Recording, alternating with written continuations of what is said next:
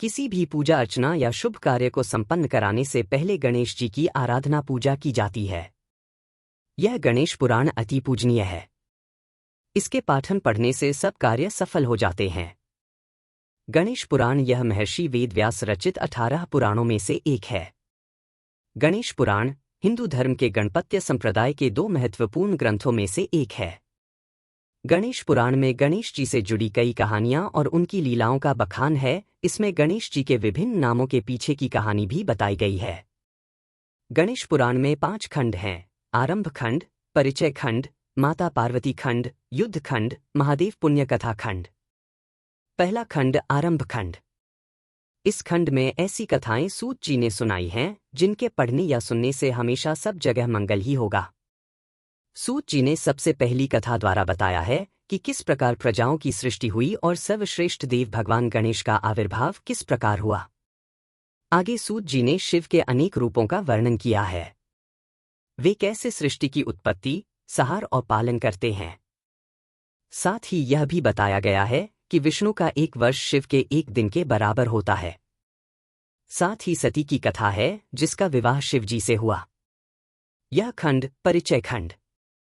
दूसरा खंड परिचय खंड है जिसमें गणेश जन्म कथाओं का परिचय दिया गया है।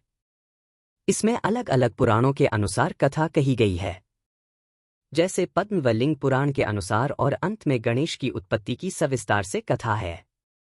तीसरा खंड माता पार्वती खंड। तीसरा खंड माता पार्वती खंड है। इसमें पार्वती के पर्वतराज हिमालय के घर जन्म की कथा है और शिव से विवाह की कथा। आगे कार्तिकेय के जन्म की कथा है जिसमें तारकासुर के अत्याचार से लेकर कार्तिकेय के जन्म की कथा है। इस खंड में वशिष्ठ जी द्वारा सुनाई अरण्यराज की कथा है। चौथा खंड युद्ध खंड। चौथा खंड युद्ध खंड नाम खंड है। इसमें आरंभ में मत्सर नामक असुर के जन्म की कथा है जिसने दैत्य गुरु शुक्राचार्य से शिव पंचाक्षरी मंत्र की दीक्षा ली।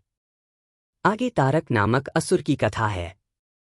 उसने ब्रह्मा की आराधना कर त्रैलोक्य का स्वामित्व प्राप्त किया। साथ में इसमें महोदर व महासुर के आपसी युद्ध की कथा है। लोभासुर व गजानन की कथा भी है जिसमें लोभासुर ने गजानन के मूल महत्व को समझा और उनके चरणों की वंदना करने लगा।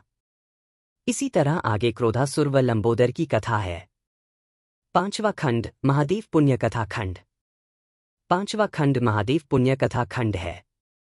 इसमें सूत जी ने ऋषियों को कहा, आप कृपा करके गणेश पार्वती के युगों का परिचय दीजिए। तब आगे इस खंड में सतयुग, त्रेतायुग व द्वापर युग के बारे में बताया गया है।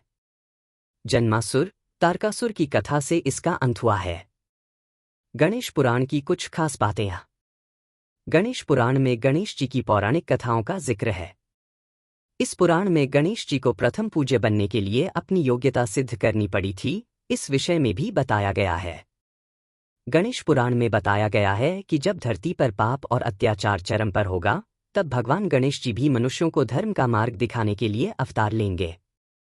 इसमें गणेश जी की लीलाओं के बारे में बताया गया है। नमः शिवाय।